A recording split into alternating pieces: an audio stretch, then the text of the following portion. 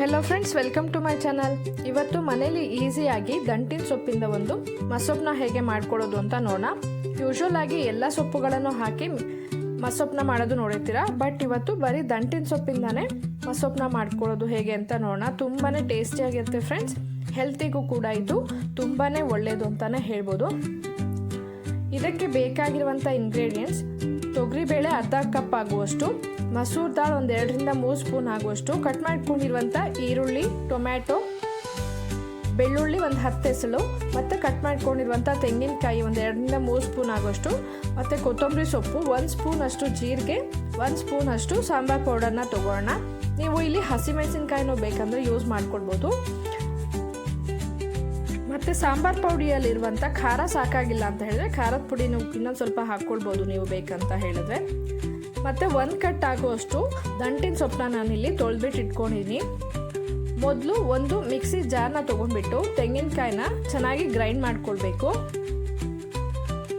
ಈಗ ಒಂದು ಕುಕ್ಕರ್ನಲ್ಲಿ ತೊಗರಿಬೇಳೆ ಮತ್ತು ಮಸೂರ್ ದಾಲ್ ಎರಡನ್ನೂ ಹಾಕಿಬಿಟ್ಟು ಚೆನ್ನಾಗಿ ತೊಳೆದು 1-2 ಕಪ್ ಆಗುವಷ್ಟು ನೀರನ್ನು ಹಾಕೊಳ್ಳೋಣ. ಈಗ ಏನೇನೆಲ್ಲ ಇಂಗ್ರೀಡಿಯೆಂಟ್ಸ್ನ ಜೋಡಿಸ್ಕೊಂಡು ಇಟ್ಕೊಂಡಿದ್ವೋ ಅದನ್ನೆಲ್ಲ ಇದಕ್ಕೆ ಆ್ಯಡ್ ಮಾಡಬೇಕು. ನೋಡಿ, ಈಗ ದಂಟಿನ ಸೊಪ್ಪನ್ನ ಕಟ್ ಮಾಡಿಬಿಟ್ಟು ಹಾಕೊಳ್ತಾ ಇದ್ದೀನಿ. ದಂಟಿನ ಸೊಪ್ಪು ಹಾರ್ಟ್ ಹೆಲ್ತ್, ಬೋನ್ ಹೆಲ್ತ್ ಮತ್ತು ಡೈಜೆಸ್ಟಿವ್ ಸಿಸ್ಟಮ್ಗೆಲ್ಲ ತುಂಬಾ ಒಳ್ಳೆಯದು ಅಂತಲೇ ಹೇಳ್ಬೋದು. ಈಗ ಗ್ರೈಂಡ್ ಮಾಡಿ ಇಟ್ಕೊಂಡಿರುವಂಥ ತೆಂಗಿನಕಾಯಿನ ಆ್ಯಡ್ ಮಾಡ್ಕೊಳ್ಳೋಣ. ತೆಂಗಿನಕಾಯಿನ ಹಾಗೆ ಗ್ರೇಟ್ ಮಾಡಿ ಕೂಡ ಹಾಕೊಳ್ಬೋದು. ಈಗ ಕಟ್ ಮಾಡ್ಕೊಂಡಿರುವಂಥ ಈರುಳ್ಳಿ, ಟೊಮ್ಯಾಟೊ, ಬೆಳ್ಳುಳ್ಳಿ ಎಲ್ಲವನ್ನು ಕೂಡ ಆ್ಯಡ್ ಮಾಡ್ಕೊಳ್ಳೋಣ.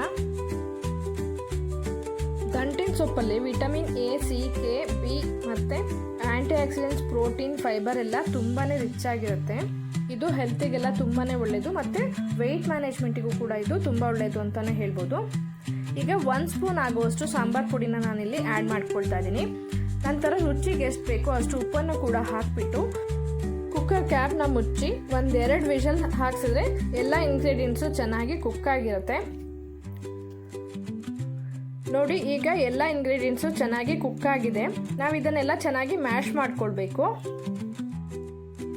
ಕೆಲವರು ಎಲ್ಲ ಇಂಗ್ರೀಡಿಯೆಂಟ್ಸ್ನು ರುಬ್ಬಿ ಕೂಡ ಮಾಡ್ಕೋತಾರೆ, ಹಾಗೆ ಕೂಡ ಮಾಡ್ಕೊಳ್ಬೋದು.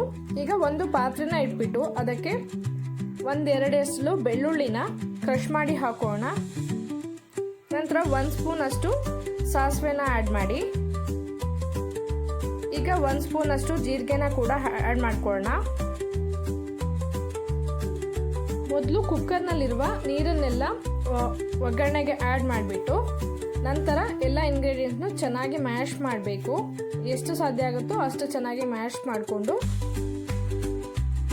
ಪಾತ್ರೆಗೆ ಸೇರಿಸ್ಕೊಳ್ಳಿ. ಈಗ ಉಪ್ಪು ಟೇಸ್ಟ್ ಮಾಡಿಬಿಟ್ಟು ಹೆಚ್ಚು ಕಮ್ಮಿ ಇದ್ರೆ ಆ್ಯಡ್ ಮಾಡಿಕೊಂಡು ಈ ಸಾಂಬಾರು 1 ಕುದಿ ಬಂದರೆ ಸಾಕಾಗುತ್ತೆ. ಯಾಕಂದರೆ ಆಲ್ರೆಡಿ 2 ವಿಷಲ್ ಹಾಕಿಸಿ ಎಲ್ಲ ಕುಕ್ ಆಗಿರೋದ್ರಿಂದ 1 ಕುದಿ ಬಂದರೆ ಸಾಂಬಾರು ರೆಡಿ ಆಗುತ್ತೆ. ಈಗ ಸ್ಟವ್ನ ಆಫ್ ಮಾಡ್ಕೊಳ್ಳೋಣ. ನೋಡಿ, ಈಗ ಸಾಂಬಾರು ಕಂಪ್ಲೀಟಾಗಿ ರೆಡಿ ಆಗಿದೆ. ದಂಟಿನ ಸೊಪ್ಪಲ್ಲಿ ಬರೀ ಮಸೊಪ್ಪು ಅಲ್ಲದೆ ಬಸ್ಸಾರನ್ನ ಕೂಡ ಮಾಡ್ಕೋಬೋದು. ಅದು ಕೂಡ ತುಂಬಾ ಟೇಸ್ಟಿಯಾಗಿರುತ್ತೆ. ಮತ್ತು ಹಾಗೆ ಚಿಕ್ಕದಾಗಿ ಕಟ್ ಮಾಡಿಬಿಟ್ಟು ಈರುಳ್ಳಿ, ಹಸಿಮೆಣಸಿನ್ಕಾಯಿನ ಹಾಕಿಬಿಟ್ಟು ಪಲ್ಯ ಕೂಡ ಮಾಡ್ಕೋಬೋದು. ಅದು ಊಟದ ಜೊತೆ ಸೈಡ್ ಡಿಶ್ ಆಗಿ ಅದು ಕೂಡ ತುಂಬಾ ಚೆನ್ನಾಗಿರುತ್ತೆ.